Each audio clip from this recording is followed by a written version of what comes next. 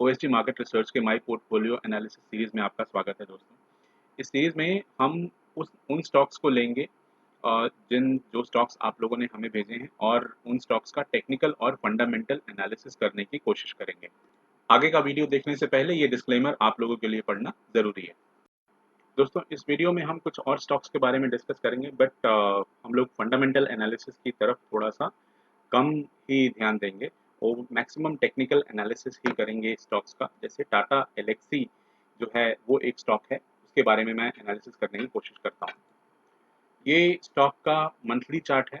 तो अगर आप इसमें देखें तो 17-18 का प्राइस था एक टाइम पे, जो कि अ, मार्च 2002 के मार्च सितंबर 2000 दिसंबर 2001 में और अक्टूबर 2001 में इसका प्राइस जो है वो 17-18 के करीब चल रहा था। और उसके बाद जो इस स्टॉक ने आज की डेट में इसका प्राइस जो है वो 7000 के ऊपर चल रहा है। ये टाटा एलेक्सी स्टॉक जो है वो मेरे हिसाब से काफ़ी बढ़िया स्टॉक है। इसका फंडामेंटल जो है मैंने देखा है और ज़्यादा डिटेल में मुझे देखने की ज़रूरत नहीं है। बट अगर ज़रूरत पड़ेगी तो फिर इसका फंडामेंटल भी हम लोग देखने की कोशिश करेंगे। मंथली चार्ट में अगर आप देखें तो मंथली चार्ट में सिर्फ इसने ग्रीन कैंडल्स ही बनाई है। इसको हम हेनिके नाशी में कन्वर्ट कर देते हैं। अगर आप रिस्क ले सकते हैं तो फिर जब तक ये जो कैंडल है ये रेड नहीं हो जाती तब तक आप इसमें से प्रॉफिट बुक नहीं कीजिए। जब मंथली पे अगर आप देखें कि ये एक कैंडल रेड हो गई है और उसका लो टूट गया है लोअर टाइम फ्रेम में, तो आप उसमें अपना थोड़ा बहुत प्रॉफिट बुक कर सकते हैं। बट प्रॉफिट बुक इसलिए कीजिए ताकि इसमें दोबारा री एंट्री करनी है, क्योंकि ये स्टॉक जो है वो काफ़ी बढ़िया है। इसके वीकली चार्ट पे देखें तो वीकली चार्ट में भी इसने सीधा अपना 45 और 60 डिग्री का ट्रेंड बना के रखा है और इसमें ऊपर की तरफ ही जा रहा है। अगर आप इसमें देखें तो रेड कैंडल ये बनाता है हेनिके नाशी में, बट थोड़ा-सा 5-7% या 10% नीचे आने के बाद दोबारा अपनी ऊपर की जर्नी चालू कर देता है। इसमें मुझे लगता नहीं है कि अगर मेरे पास ये स्टॉक होगा तो मैं इसमें प्रॉफ़िट बुक करूँगा। अब हम इसके कुछ मूविंग एवरेजेस के हिसाब से देख लेते हैं। तो इसका बेस्ट प्राइस क्या होगा लेने का? इसका बेस्ट प्राइस वो होगा जो ये 20 डे मूविंग एवरेज अगर आप इसका देखें, तो जब भी इसने अपने 20 डे मूविंग एवरेज पे 20 वीक मूविंग एवरेज पे जब भी आया है तो इसने एक बाउंस लिया है। ये एरिया में आया है, उसके बाद फिर दोबारा ये एरिया में आया है और यहीं से आने के बाद फिर इसने बाउंस बैक लिया है। जब भी आप इसको वीकली चार्ट पे 20 मूविंग एवरेज पे देखें, तो आप उसमें उसको बाई कर सकते हैं। रिसेंटली मैंने इसमें बाई दिया था 65 20 और 6100 और 6500 के बीच में। अब इसने दोबारा अपनी ऊपर की जर्नी चालू कर दी है। बहुत जल्द हम लोग देखेंगे कि ये 7857 को क्रॉस करेगा और ऊपर की जर्नी अपनी कंटिन्यू करेगा। अगर इन द फ्यूचर मार्केट बहुत ज़्यादा फॉल होता है तो फिर इस स्टॉक में मैं कोशिश करूँगा कि मैं दोबारा इसमें एंट्री बना सकूँ। जैसे ये जो एरिया है इसको एक रेक्टेंगल से बना के दिखाने की कोशिश करता हूँ। ये एरिया में मैं इसमें एंट्री लूँगा। उसके बाद इसका जो 50 मूविंग एवरेज का जो एरिया है वहाँ पे अगर मुझे मिलता है तो वहाँ भी एंट्री लूँगा। बट फिलहाल ये जो 20 वीक मूविंग एवरेज का जो प्राइस है, जो ये लाइन पकड़ के ऊपर की तरफ चल रहा है, इसी प्राइस पे मैं इसमें एंट्री लूँगा और इसमें तब तक बना रहूँगा जब तक ये मुझे ऊपर की तरफ लेके जाता है। और जब भी मैं देखूँ कि डेली टाइम फ्रेम में इसमें कुछ रेड कैंडल्स बनने लगी हैं, तो रेड कैंडल्स में मैं अपना प्रॉफिट बुक करूँगा और दोबारा जब ये ग्रीन कैंडल बना के ऊपर की तरफ चलना चालू करेगा, तो मैं इसमें दोबारा एंट्री ले लूँगा। दोस्तों, हमारा आज का दूसरा स्टॉक जो है उसका नाम है अदानी विल्मार। तो अदानी विल्मार्स का पूरा फंडामेंटल एनालिसिस जो है वो मैंने अपने यूट्यूब चैनल पे एक वीडियो में डाला है। अगर आपने नहीं देखा है तो फिर आप उसको जाके देख सकते हैं। ये इसका मंथली चार्ट है और मंथली चार्ट में दोनों जगह अगर हम देखें तो नॉर्मल कैंडलस्टिक के हिसाब से देखें तो ओपन और हाई 227.00 टू 27.00 ओपन और लो इस स्टॉक ने एक ही बनाया था। और आईपीओ कॉन्सेप्ट के हिसाब से मैंने आपको बताया है कि जो भी आईपीओ में ओपन और लो सेम होता है वो स्टॉक जो है बहुत बढ़िया और बहुत बड़ी रैली देता है। तो ये इसका पहला मंथ था जो कि फेब मंथ था और अब मार्च मंथ में ये अपने हाई के करीब ही ट्रेड कर रहा है। वीकली में अगर आप देखें तो वीकली में इसने कोशिश की थी नीचे जाने की और अब ये जो नीचे गया है 307 से 320 का एरिया जो है वो इसके लिए एक बड़ा सपोर्ट बन गया है। उस एरिया को अगर ये नीचे की तरफ ब्रेक करता है तो फिर आप उसमें से एक पल के लिए एग्जिट ले सकते हैं। तो यहाँ अगर आप देखें तो 20 डे मूविंग एवरेज का जो लाइन है उसके नीचे ये ट्रेड कर रहा था और अपने पिछले सेशन में जो कि 17 तारीख का दिन था, 17 तारीख को ही इसने हाई वॉल्यूम के साथ अपना 20 डे मूविंग एवरेज जो है वो ऊपर की तरफ तोड़ा है।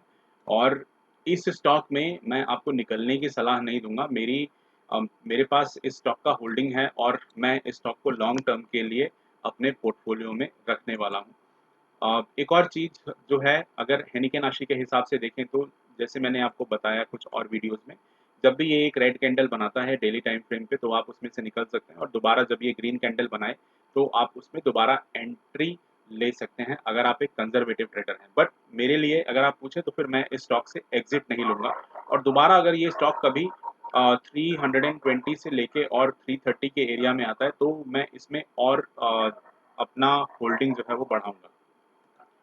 इस स्टॉक में मुझे ऐसा लगता है कि जल्द ही हमें 550 और 700 800 का टारगेट जो है वो देखने को मिलेगा और बहुत बड़े समय के लिए, लंबे टाइम पीरियड के लिए अगर आप देखें तो मेरे हिसाब से 1000 के लेवल को भी ये क्रॉस कर जाएगा। कुछ रिटेलर्स ऐसे होते हैं, अगर उनको आईपीओ का सब्सक्रिप्शन लगता है, जैसे आईआरसीटीसी एक स्टॉक था, काफ़ी लोगों का सब्सक्रिप्शन लगा, इनफैक्ट मुझे भी उसका सब्सक्रिप्शन मिला था और लिस्टिंग डे में उसमें 100% 200% गेन हुआ। गेन होने के बाद मैंने उस स्टॉक को निकाल दिया था और उसके बाद फिर रिटेलर्स जो होते हैं, नॉर्मली रिटेलर्स को पछतावा रह जाता है इस बात का कि मैंने वो स्टॉक क्यों निकाला। वो स्टॉक जो है वो उसका 350 या 360 का 320 का प्राइस था आईपीओ का, वो 600 के ऊपर ओपन हुआ था और 6000 के लेवल को भी उसने क्रॉस किया था। तो इस तरीके के स्टॉक जो है वो हमें होल्ड करके रखने चाहिए अपने स्टॉक में, अपने पोर्टफोलियो में। अगला stock India bull housing finance है, पूरी तरीके से पिटा हुआ स्टॉक है और और मंथली चार्ट पे अगर आप देखें तो मंथली चार्ट में इसने अपना 132 का लो लगाया और उसके बाद फिर इसने अपनी ऊपर की जर्नी कंटिन्यू की। मेरे हिसाब से इस स्टॉक में बने रह सकते हैं अगर आपके पास ये स्टॉक है और थोड़े से ऊपर के लेवल पे अगर ये जाए, जैसे ये लेवल पे जाता है 228 और 250 के लेवल पे जाता है तो आप इसको सेल कीजिए और दोबारा जब ये नीचे की तरफ आके और 130 और 140 के रेंज में मिलता है तो आप इसमें ले सकते हैं। बट ये स्टॉक किसी भी सूरत में पोर्टफोलियो स्टॉक नहीं है। आप इसमें प्रॉफिट बुक करने के तौर पे ले सकते हैं। डाउन में जाता है अगर 130 140 की रेंज में जाता है, 130 और 120 और 130 की रेंज में जाता है तो आप इसको बाई कर सकते हैं और दोबारा जब ये ऊपर की तरफ 220 240 की रेंज में जाता है तो आप उसको सेल कर सकते हैं। दोस्तों अगला स्टॉक हमारे पास नेल्को है। तो नेल्को को अगर हम देखें तो नेल्को ने काफ़ी अच्छा मूवमेंट दिया है और इसका यहाँ पे भी अगर आप इसके आईपीओ कॉन्सेप्ट के बारे में मैंने डिस्कस किया था, तो जब भी ये शेयर ओपन हुआ था तो उस टाइम पे 10 रुपये का इसका ओपन था और 10 रुपये का इसका हाई था। आज की डेट में इसका प्राइस जो है वो 600 के ऊपर चल रहा है और इनफैक्ट मैक्सिमम इसका 925 इसका लाइफ टाइम हाई है, 960 का लाइफ टाइम हाई है। अगर मेरे पास ये स्टॉक होगा तो फिर मैं इसमें से एग्ज़िट नहीं करूँगा, ये स्टॉक को मैं अपने पोर्टफ़ोलियो में रखूँगा और दोबारा जैसे अगर आप यहाँ देखें तो ये वीकली बॉलिंजर बैंड है और ये जो एरिया है 610 का, यही एक एरिया था जिसमें इसमें एंट्री ली जा सकती थी और यही इसका स्टॉप लॉस था। जैसे अगर मैंने 620 और 610 के ऊपर मैंने इसको बाई किया है, तो अगर ये नीचे की तरफ नीचे की तरफ अगर इसने ये इसके नीचे क्लोज़ दे दिया, जैसे 590 के करीब इसने क्लोज़ दे दिया वीकली, तो मैं उसमें से निकल जाता, वही उसका एग्ज़िट होता। बट अभी अगर मुझे दोबारा इसमें एंट्री करनी है, तो इस रेंज में जो इसका बॉलिंजर बैंड का जो लोअर एरिया है, वहाँ मैं इसमें एंट्री करूँगा। पहला टारगेट मेरा 736 रहेगा और मुझे ऐसा लगता है कि मार्केट ने अगर सपोर्ट किया, तो ये 736 को क्रॉस करके और 858 और अपने लाइफ टाइम हाई की तरफ ये दोबारा आगे बढ़ेगा। इसका अगर फंडामेंटली देखें तो फिर फंडामेंटली कंपनी जो है उसने अपना डेट जो है उसको रिड्यूस किया है और क्वार्टरली अगर इसका सेल्स देखें तो सेल्स में 72.06 करोड़, 61.22 करोड़, 55, तो इसका सेल्स जो है वो कंसिस्टेंटली बढ़ रहा है। ऑपरेटिंग प्रॉफिट अगर आप देखें तो ऑपरेटिंग प्रॉफिट भी इसका बढ़ा हुआ है क्वार्टरली में और वही चीज़ जो ऑपरेटिंग प्रॉफिट मार्जिन में भी रिफ्लेक्ट हो रही है। आगे अगर हम इसका नेट प्रॉफिट देखें तो नेट प्रॉफिट भी इसका आगे की तरफ बढ़ा हुआ है।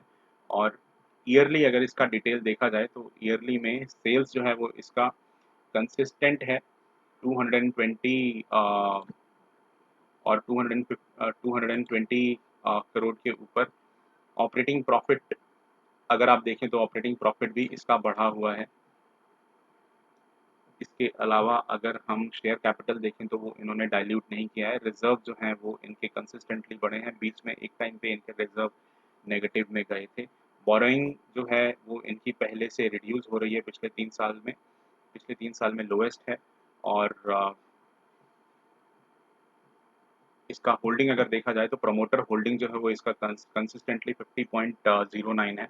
एफआईआईज ने अपना एक्सपोजर इस स्टॉक में बढ़ाया है पिछले मार्च 2021 जून 2021। तो क्वार्टरली अगर आप देखें तो एफआईआईज ने पिछले 3-4 क्वार्टर में अपना एक्सपोजर जो है वो इस स्टॉक में बढ़ाया है। डीआईआईज ने अपना एक्सपोजर बढ़ाया है इसमें। और गवर्नमेंट का एक्सपोजर ऑलरेडी है इसमें और पब्लिक का भी एक्सपोजर है। तो ये स्टॉक मेरे पोर्टफोलियो में जाएगा। और अगर मैं इसको जैसे ही थोड़े से लो प्राइस में देखूंगा 620 और 610 के रेंज में, तो मैं इस स्टॉक को दोबारा अपने पोर्टफोलियो में लूंगा और इसको होल्ड करके रखूंगा कुछ दिन। अगले स्टॉक का नाम है ऊर्जा ग्लोबल। दोस्तों नॉर्मली पेनी स्टॉक से मैं दूरी रखता हूँ और मेरा एक्सपोजर जो है वो पेनी स्टॉक में काफ़ी कम रहता है, क्योंकि पेनी स्टॉक में वॉल्यूम नहीं रहते हैं। ये जो स्टॉक अगर आप देखें तो अगर इसमें एंट्री लेनी है, अगर पेनी स्टॉक में आप ट्रेड करते हैं और एंट्री लेनी है, मैं सजेशन नहीं दूंगा आपको पेनी स्टॉक में ट्रेड करने का, क्योंकि इसमें वॉल्यूम काफ़ी कम रहता है। कुछ जैसे ये एरिया में अगर आप देखें तो ये जो स्टॉक है ये 10 रुपये से लेके और 34 रुपीज़ तक गया है। लेकिन ये जब ऊपर जाता है और आपने मान लीजिए कि यहाँ पे आपने एंट्री ले ली और ये ऊपर की तरफ जा रहा है, तो जब तक ये ऊपर की तरफ जा रहा है तभी तक आप इसमें एग्जिट ले सकते हैं। जैसे ही इसका डाउन ट्रेंड चालू होगा उसके बाद ये इसमें जो बायर्स और सेलर्स होंगे वो आपको इसमें से निकलने का मौका नहीं देंगे। तो मेरा सजेशन यही रहेगा कि पेनी स्टॉक से आप दूर रहिए। बट फिर भी मेरे किसी दोस्त ने इस स्टॉक के बारे में सलाह पूछी थी कि इसमें क्या किया जा सकता है। तो अगर मुझे एंट्री लेनी है तो मैं इसका ये जो 20 वीक मूविंग एवरेज का जो लाइन है यहाँ पे एंट्री लूँगा, या फिर और ज़्यादा अगर ये नीचे जाके 6 या 7 रुपए के प्राइस पे जाता है तो मैं इसमें एंट्री लूँगा। और उसके बाद उसका स्टॉप लॉस जो है वो उसके एकदम नीचे, अगर 6 रुपए के ऊपर मैंने इस पे एंट्री लिया तो 5 रुपए का मेरा इसका स्टॉप लॉस रहेगा। और ऊपर की तरफ जो है वो 30 रुपीज़ को हो सकता है कि ये टच करे।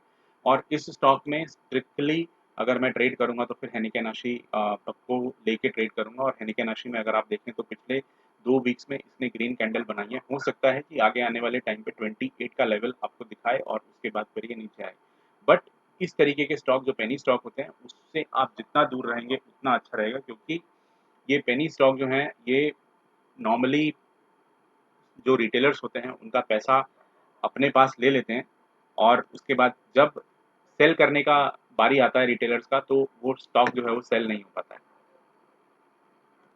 मेरे किसी दोस्त ने इंडियन बैंक के बारे में भी पूछा था, तो इंडियन बैंक में अगर आप देखें तो फिर ये जो एरिया है 129 और 130 का जो एरिया है, ये एरिया में आप इसमें एंट्री ले सकते हैं। और उसके बाद जब ये अपर बॉलिंजर बैंड की लाइन पे जाता है वीकली में, तो आप उसमें से एग्जिट कर सकते हैं। और ये जो स्टॉक है ये सिर्फ कंसोलिडेट हो रहा है। ये जो छोटा सा इसका रेंज है इसी रेंज में ये कंसोलिडेट हो रहा है और आगे भी मेरे हिसाब से इसी रेंज में ये कंसोलिडेट होगा।